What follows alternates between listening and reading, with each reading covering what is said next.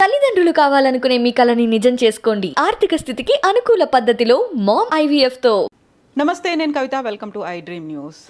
తెలంగాణలో ఎన్నికల వేళ పార్టీలతో పాటుగా నాయకుల గురించి కూడా తెలుసుకోవాల్సిన అవసరం ఉంది. అందులో వారి బలాలేంటి, బలహీనతలేంటి, ఎలాంటి పోటీ ఇవ్వబోతున్నారు. ప్రస్తుతం మనతో పాటుగా ఉన్నారు సీనియర్ పొలిటికల్ అనలిస్ట్ ప్రకాష్ గారు. మనం మాట్లాడుకోబోతున్నాము ఈటెల రాజేందర్ గురించి. ప్రకాష్ గారు, ఈటెల రాజేందర్ సమైక్య రాష్ట్రంలో టీఆర్ఎస్ ఎల్పీ లీడర్గా ఉన్నారు. ఆయన ఆ తర్వాత రాష్ట్రం ఏర్పడిన తర్వాత తొలి ఆర్థిక మంత్రి ఉన్నారు, వైద్య మంత్రిగా ఉన్నారు. ఇప్పుడు బీజేపీలో జాయిన్ అయ్యారు. బీజేపీలో చేరికల కమిటీ చైర్మన్, ఎలక్షన్ మేనేజ్మెంట్ కమిటీకి చైర్మన్గా ఉన్నారు. మీకు ఆయన గురించి ఏం తెలుసు? చాలా ఆల్మోస్ట్ 25-30 ఇయర్స్ ప్రస్థానం ఉంది. ఆయనతో కలిసి మీరు జర్నీ చేశారు. ఆయన నాకు 1979 నుంచి తెలుసు.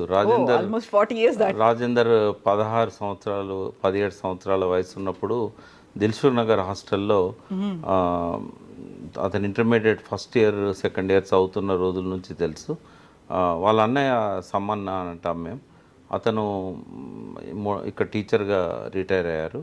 ఆయన మాకు హాస్టల్లో మా పక్క రూమ్లో ఉండేవాడు, బ్యాచ్మేట్. ఆయన ద్వారా రాజేందర్ మొదలు పరిచయం. తర్వాత పీడిఎస్యు అనే సంస్థలో వాళ్ళ అన్నయ్య ఆయన ఇద్దరు ఉండేవాళ్ళు. ఉన్నప్పుడు చాలా ఫెరోసియస్గా యంగ్ ఏజ్ కదా, అడోలసెంట్ ఏజ్. అక్కడ ఆయన ఆ హాస్టల్లోనే ఆయన లైఫ్ పీడిఎస్తో మొదలైంది రాజకీయంగా. చంద్ర పుల్లారెడ్డి గారి ఎంఎల్ పార్టీకి అనుబంధ సంస్థ అది.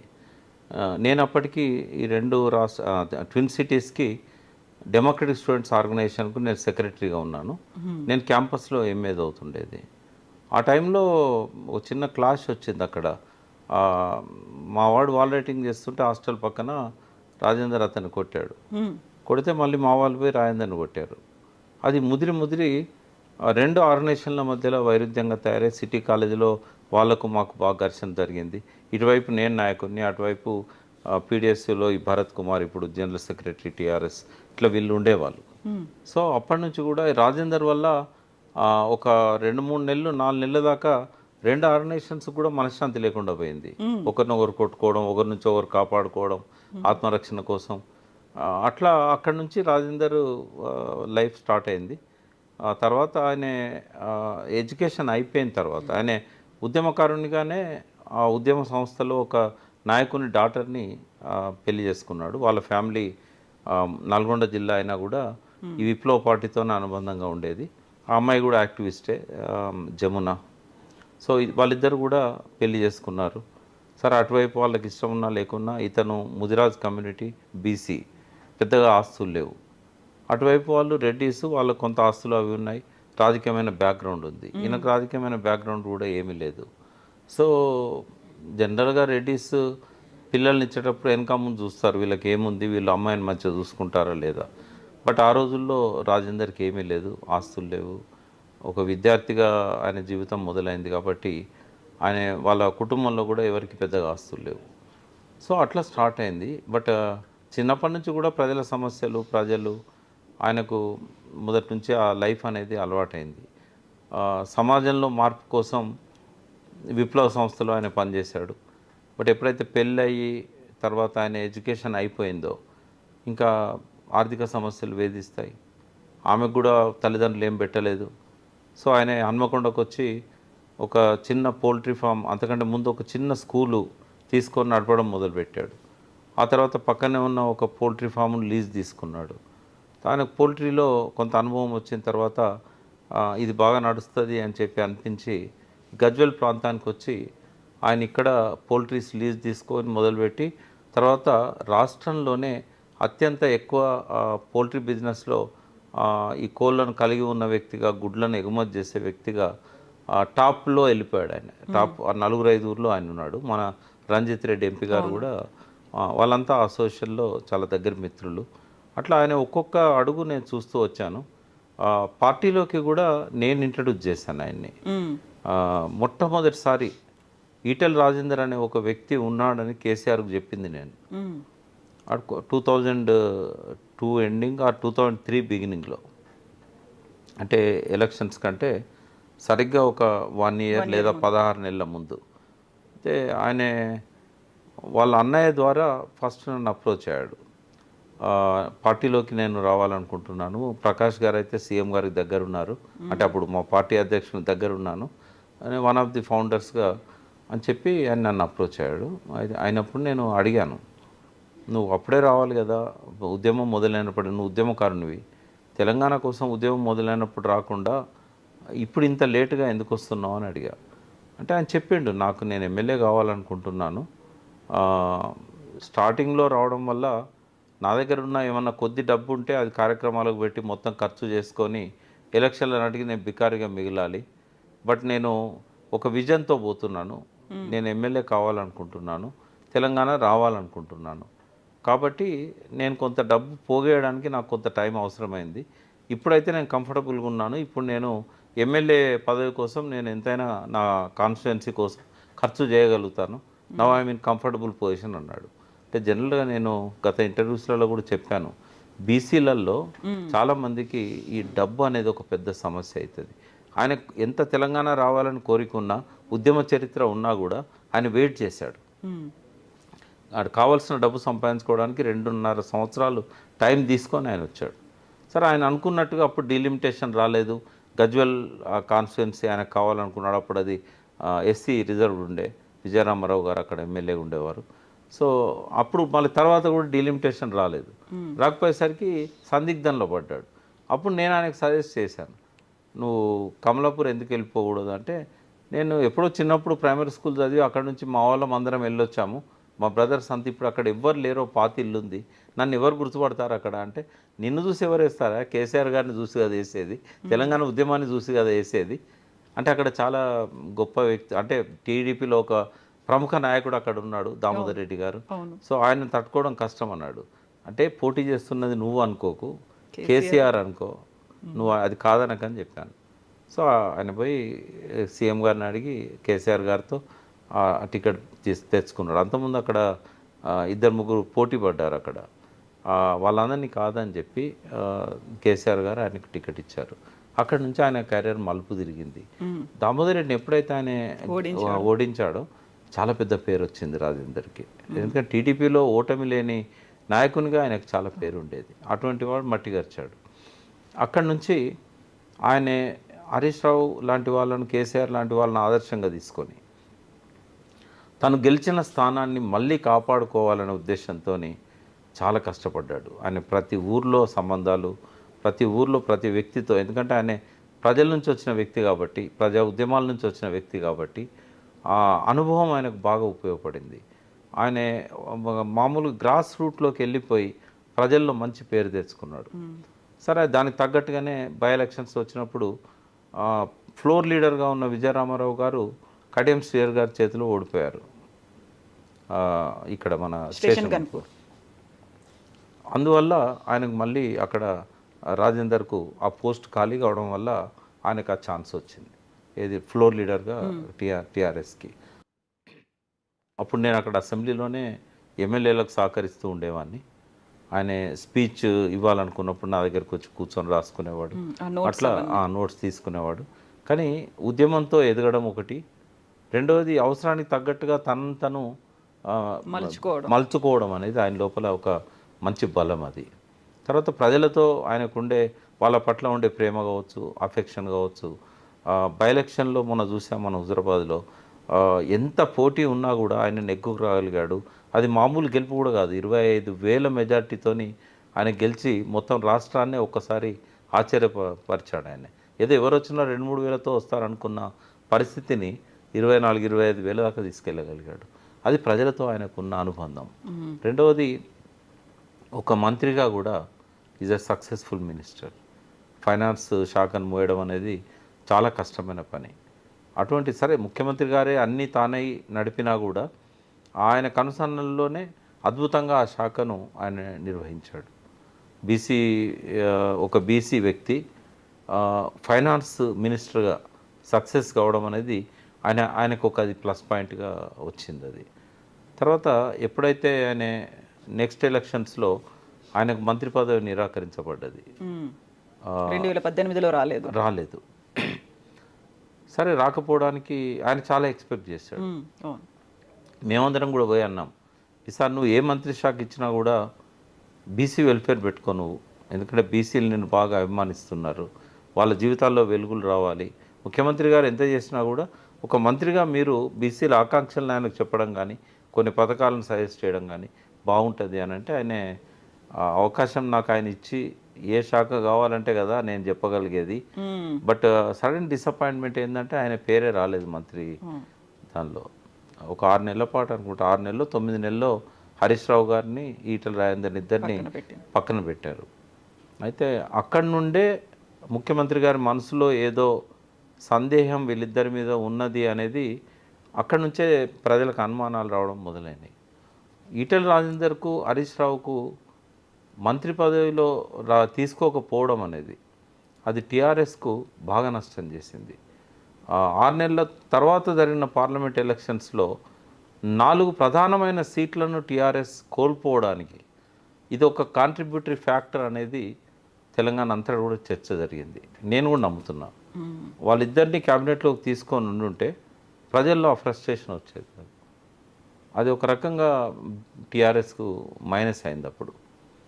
సరే, అది అర్థం చేసుకున్నారు కావచ్చు ముఖ్యమంత్రి గారు. నెక్స్ట్ ఎక్స్పాన్షన్లో వాళ్ళిద్దరికి మళ్ళీ ఇచ్చారు. వాళ్ళిద్దరికి మళ్ళీ ఇవ్వడంలో కేటీఆర్ గారిది కీలక పాత్ర.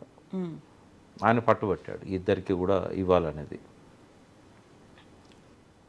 సరే, వాళ్ళిద్దరిని క్యాబినెట్లోకి తీసుకున్న తర్వాత కూడా ముఖ్యమంత్రి గారికి వారి పట్ల అనుమానాలు పోయినట్లేదు.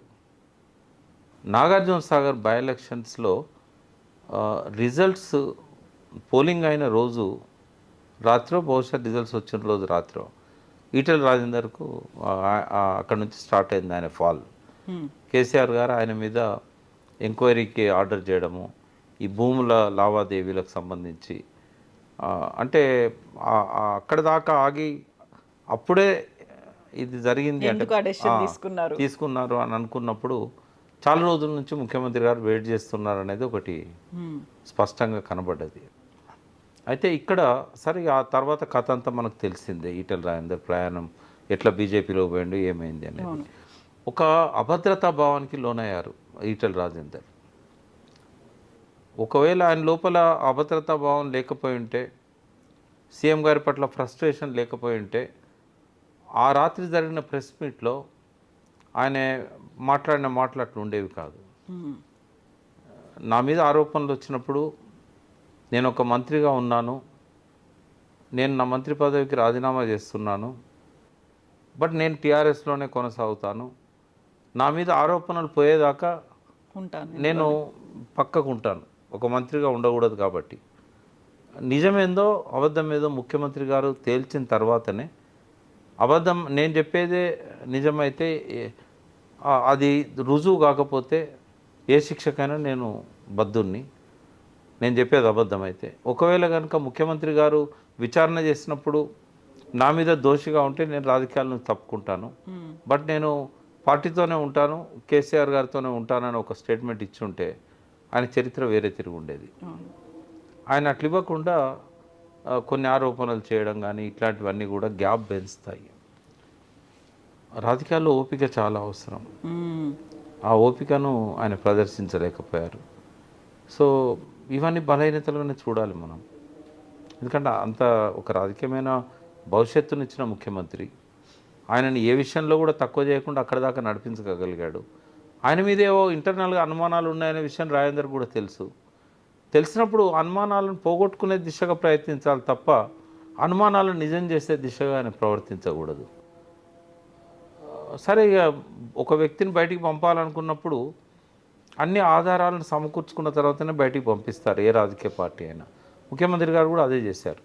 అయితే ప్రజల మనిషిగా పేరు వచ్చి ప్రజల తరఫున ఉన్న వ్యక్తి, ప్రజాభిమానాన్ని మెండుగా సంపాదించిన వ్యక్తి ఆ దళితుల భూములను కొనడం అనేది అవసరం లేకుండే. అది ఒక పెద్ద తప్పు. ఎందుకంటే ఆ చట్ట వ్యతిరేకమైన చర్య. సరే, రాటిఫికేషన్ చేసుకోవడానికి ఆయన ఎవరెవరినో అధికారుల పేర్లు చెప్పాడు, వాళ్ళందరూ ఒప్పుకున్నారు, అది చేసుకోవచ్చు అని అనుకున్నాను, ఆ భ్రమంలో ఉండి నేను కొన్నాను, నాకు ఆ మాట ఇచ్చారు, ఇవన్నీ ఇంపార్టెంట్ కాదు. దళితులకు ఇచ్చిన భూమిని నువ్వు ఎందుకు కొనాలి? నువ్వు నిజంగానే ప్రజల పట్ల ఉన్న వ్యక్తివి అయితే అది అవసరం లేదు కదా. అది కూడా ఎక్కడో ప్రైమ్ ప్రాపర్టీ కాదు, ఎక్కడో మూలకు విసిరేయబడ్డ ప్రాంతంలో ఎప్పటికీ డెవలప్ కాని ప్రాంతం అది. అక్కడ పోయి కొనాల్సిన అవసరం ఏమొచ్చింది? నీ దగ్గర చాలా డబ్బు ఉంది కదా, ఆ డబ్బును తీసుకొని మంచి పట్టా ల్యాండ్స్ నువ్వు ఎందుకు కొని రిజిస్ట్రేషన్ చేసుకొని పెట్టుకోకూడదు? ఒకవేళ నువ్వు పెట్టేది ఇండస్ట్రీ అయితే కనుక ప్రభుత్వంలో ఉన్న ఇండస్ట్రియల్ డిపార్ట్మెంట్ నీకు హెల్ప్ చేస్తుంది కదా. ఇవన్నీ కూడా మంత్రి అయిన తర్వాత ఆయనకు వచ్చిన బలహీనతలుగానే మనం చూడాలి. ఆయన ఒక ఉన్నతమైన స్థానానికి వచ్చేదాకా ఆ ప్రజల పట్ల ప్రేమ, ప్రజల్లో ఉన్న తత్వము, సమస్యలు పరిష్కరించే తత్వం ఇవన్నీ బాగున్నాయి. కానీ ఒకసారి మంత్రి అయిన తర్వాత ఆర్థికంగా ఎదగడానికి ఆయన చేసే ప్రయత్నాలలో ఈ తప్పులు జరిగినాయి. ఈ తప్పులే ఆయనను శిక్షించడానికి ఒక సాధనంగా ముఖ్యమంత్రి గారు ఉపయోగించుకున్నారు. సరే, ఇంటర్నల్గా నిజంగానే ఆయన హరీష్తో కలిసి పార్టీ పెడదామనుకున్నాడా, లేకుంటే ఒక ప్రత్యామ్నాయంగా ఎదగాలనుకున్నాడా, టీఆర్ఎస్ చీల్చాలనుకున్నాడా, ఇంకొక పొలిటికల్ పార్టీ పెట్టాలనుకున్నాడా, ఇవేవి మనకు తెలియదు. అవేవి రుజువు అయ్యేటివి కూడా కాదు. బట్ అనుమానాలు ఉన్నప్పుడు తన ప్రవర్తన మార్చుకోవాలి. అనుమానాలను తొలగించే విషయంలో ముఖ్యమంత్రి గారితో మనసు విప్పి మాట్లాడాలి. కానీ ఆయన అది చేయలేకపోయాడు. ఆయనకున్న బలహీనత ఏంటంటే, ఎవరైనా తన దగ్గర 10 మంది వచ్చి సమస్య చెప్పినప్పుడు వాళ్ళని తీసుకొని పోతుంటాడు ముఖ్యమంత్రి గారి దగ్గరికి కానీ మంత్రుల దగ్గరికి కానీ. ఇది మొదటి నుంచి ఆయనకున్న అలవాటు. మంత్రి అయినాక కూడా ఆయన అలవాటు పోగొట్టుకోలే. ప్రోటోకాల్ సమస్యలు ఎదుర్కొన్నాడు ఆయన సీఎం గారి రెసిడెన్స్లో. ఎవరిని లోపలికి అనుమతించలేదు. నన్ను అనుమతించండి, నేను మాట్లాడొస్తా అంటే ఆయన కూడా అనుమతించలేదు. దాంతో ఫ్రస్ట్రేషన్ పెంచుకొని బయటకు వచ్చి మీడియాలో అప్పుడప్పుడు ఎవరు ఓనర్లం మేమే, ఇట్లాంటి మాటలు, టీఆర్ఎస్ కోనర్లం మేమే, గులాబీ జెండాను సృష్టించింది మేము అని ఇట్లాంటి పదాలను వాడకూడదు. ఒక ప్రాంతీయ పార్టీలల్లో అటువంటి పదాలు ఎవ్వరూ వాడకూడదు. వాడితే ఏమవుతుందంటే వాళ్ళ రాజకీయ భవిష్యత్తు ప్రశ్నార్థకం అవుతుంది. తెలిసి కూడా ఆయన తప్పులు చేశాడు. అంటే ఇమ్మెచ్యూరిటా, లేకుంటే తొందరపాట, లేకుంటే తను అట్లాంటి మాటలు విసరడం వల్ల అవతల వాళ్ళు భయపడతారు అనుకున్నాడా? ఇవన్నీ బలహీనతలు ఈటల రాజేందర్ గారు. ఇప్పుడు అందులోంచి బయటకు వచ్చి బీజేపీలో చేరడం అనేది కంప్లీట్గా పరస్పర విరుద్ధమైనటువంటి భావాలు ఉన్నటువంటి పార్టీలో జాయిన్ అయ్యారు ఆయన. సో యూజువల్గానే ఈ మధ్య కాలంలో చెప్తున్నారు, బీజేపీ డిఎన్ఏ లేని వాళ్ళు, బీజేపీ అంటే తెలియని వాళ్ళు కూడా ఇందులోకి వచ్చి జాయిన్ అవుతున్నారు. అందువల్లే అందులో అంతర్గతంగా గ్రూపులు, రాజకీయాలు కూడా మొదలయ్యాయి అనేది. అంటే పార్టీలను అనాలిసిస్ చేసినప్పుడు మనం ఆ విషయాలు మాట్లాడదాము. బట్ రాజకీయంగా అందులో ఆయన బీజేపీలో జాయిన్ అవడం ఇమడని వ్యక్తి, ఆయన నోటి నుంచి జై శ్రీరామ్ అనే పదాలు, విప్లవం వర్ధిల్లాలి అనే మాటలు విన్న వ్యక్తులకు జై శ్రీరామ్ అనే మాటలు నచ్చవు. ఆయన కూడా పెదవుల మీకెళ్ళి అనాల్సిందే కానీ హృదయంలోంచి అనడు.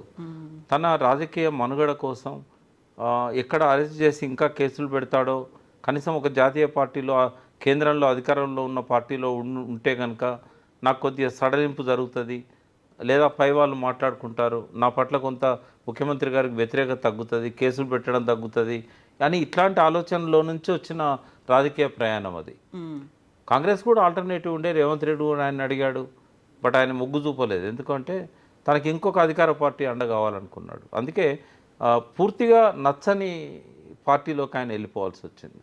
జీవితం అంతా పోరాడిన, విధానానికి వ్యతిరేకంగా పోరాడిన వ్యక్తి అదే విధానంలో భాగం కావాల్సి వచ్చింది. అడ్జస్ట్ కాలేకపోతున్నాడు. బట్ అక్కడ వాళ్ళకు ఈటల రాజేందర్ కావాలి. ఈటల రాజేందర్తోని వాళ్ళు ఎక్స్పెక్ట్ చేసింది ఏంటంటే, టీఆర్ఎస్లో బాగా కాంటాక్ట్స్ ఉన్న వ్యక్తి, ఇప్పటికీ చాలామంది నేతలతో సంబంధాలున్న వ్యక్తి ఈటల రాజేందర్. ఎవరైనా ఈ పార్టీలో టికెట్ రాని వాళ్ళు కావచ్చు, అసంతృప్తి ఉన్న వాళ్ళు కావచ్చు, వీళ్ళని తీసుకురావడంలో ఆయనకంటే బెస్ట్ పర్సన్ ఎవరు లేరు. రెండవది ఏంటంటే, ఆయన ఆర్ఎస్ఎస్లో ఇమిడని వ్యక్తి అయినా కూడా ఆయన ఈ ఎంఎల్ సంబంధాలు ఏవైతే ఉన్నాయో, చాలామంది సరైన నక్సలైట్స్ కావచ్చు, అరెస్ట్ అయ్యి జనజీవన స్రవంతిలో ఉన్నవాళ్ళు కావచ్చు, వామపక్ష భావజాలాలతో ఉన్నవాళ్ళు కావచ్చు, ఉద్యమకారులుగా ఉండి టీఆర్ఎస్ను వ్యతిరేకిస్తున్న వాళ్ళు కావచ్చు, వీళ్ళందరూ రాజేందర్కు దగ్గరగా ఉంటారు. ఆ సెక్షన్ అస్సలే ఆర్ఎస్ఎస్ బీజేపీలోకి రాదు, కానీ రాజేందర్ కోసం వస్తారు. ఈ రెండు. మూడవది ఏంటంటే, ముదిరాజ్ పెద్ద కమ్యూనిటీ, రాజేందర్ను నమ్ముకొని ఉన్న కమ్యూనిటీ కొంత, ఎంత లేదన్నా ఒక 60% రాజేందర్కు అనుచరులు ఉంటారు అందులో. సో ఆ కులం అనేది తప్పకుండా వాళ్ళకు ప్లస్ అవుతుందని వాళ్ళు అనుకున్నారు. ఇవన్నీ కూడా రాజేందర్కు మాజీ మంత్రిగా ఆయనకున్న పేరు కావచ్చు, సంబంధాలు కావచ్చు, ఇదంతా కూడా ఇవన్నీ ప్లస్ పాయింట్స్గా బీజేపీ కనబడ్డాయి. బట్ ఆయన అక్కడ అడ్జస్ట్ కాలేకపోతున్నాడు. ఆయనకు ఈ చేరికల కమిటీ సంజయ్ మీద ఆయనకు ఆరోపణలు ఉండేది. ఆయన మాటను మన్నించి సంజయ్ని తప్పేయడం వల్ల ఆయనకు పెరిగింది. ఆయన పలుకుబడి పెరగవచ్చు పార్టీలో. చేరికల కమిటీలో ఆయన వన్ ఆఫ్ ది టాప్ లీడర్గా ఎమర్జ్ కావచ్చు కిషన్ రెడ్డి తర్వాత. బట్ సంజయ్ని దించడం వల్ల పార్టీ మొత్తము పతనావస్థలో పడ్డది. 60% బలాన్ని కోల్పోయింది, ప్రజలలో ఓటు షేర్ కోల్పోయింది. రాజేందర్ ప్లస్సా మైనసా బీజేపీకి అనుకున్నప్పుడు మైనస్గానే చూడాలి. ఎందుకంటే సంజయ్ కొనసాగి ఉంటే అది ప్లస్ అవ్వడమే కాకుండా ఇవాళ 30% దాకా తీసుకెళ్లేవాడు. ఆయన చాలా దూకుడుగా వచ్చాడు. ఆయన వచ్చిన కొద్ది రోజుల్లోనే బీజేపీ చాలా ఎదిగింది. పాదయాత్రలు కావచ్చు, ప్రజలతో సంబంధాలు కావచ్చు, ఆయనకున్న కులబలం కావచ్చు. మున్నూరు కాపు ముదిరాజులు, మున్నూరు కాపులు బీసీలలో చాలా ఎక్కువ పలుకుబడి మెజారిటీ ఉన్న వ్యక్తులు. సో అట్లా ఆయన బీజేపీకి మైనస్ అయ్యారు. మరి ఎన్నికల్లో అది ప్రతిఫలిస్తుందని నేను అనుకుంటున్నా. బట్ రాజకీయంగా ఆయన అందులో ఇముడుతాడని నేను అనుకోవట్లేదు. ఎలక్షన్ల దాకా ఉన్నా కూడా ఆ తర్వాత ఆయన మనుగడ ప్రశ్నార్థకం అవుతుంది. బట్ ఎప్పటికైనా రాజకీయాల్లో నిలబడే వ్యక్తి, భవిష్యత్తు ఉన్న వ్యక్తి కూడా.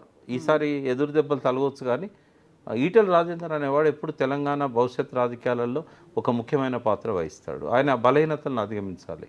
సో ముఖ్యమైన పాత్ర అంటే సీఎం అయ్యే ఉన్నాయా? సీఎం కాగలిగిన వ్యక్తులలో బీసీలలో డెఫినెట్గా ఈటెల రాజేందర్ ఉంటాడు.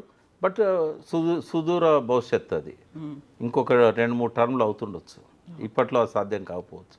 బట్ ఆయన వెనకాల మళ్ళీ అప్పుడు ఆయన ఏ పార్టీలో ఉంటారు అనేది కూడా ఇంపార్టెంట్. అంటే ఇక సీఎం కావాలనుకున్న వాళ్ళు రేవంత్ రెడ్డి లాగానే ఏ పార్టీ తనకు అవకాశం ఇస్తే అవసరం వస్తే ఆ పార్టీలోకి వెళ్తారు. సీఎంఏ లక్ష్యంగా ఉంటుంది కాబట్టి. ఆయనకు పెద్ద అసెట్ ఆయన భార్య జమున. ఆయనను ఎదురు దెబ్బలు తిన్నప్పుడు ఓదార్చడంలో కావచ్చు, వెంట ఉండడంలో కావచ్చు, ఆయనకు డిస్కస్ చేస్తూ వాళ్ళ ఇంట్లోనే ఒక గమనాన్ని నిర్దేశించడంలో కానీ, ఆమెకున్న ఆ విప్లవ చైతన్యము, ఆ విప్లవ అనుభవాలు, ఆ రెడ్డి బ్యాక్గ్రౌండ్ అని కూడా అనుకోవచ్చు. వాళ్ళ డెఫినెట్గా అగ్రకులాలకు ఆ రకమైన జీన్స్ ఉంటాయి. మహిళలలో కూడా బాగా పనిచేసిన అనుభవం ఉంది కాబట్టి ఒక పెద్ద అసెట్ జమున. ఎస్ అండి. Thank you so much. Thank you అండి.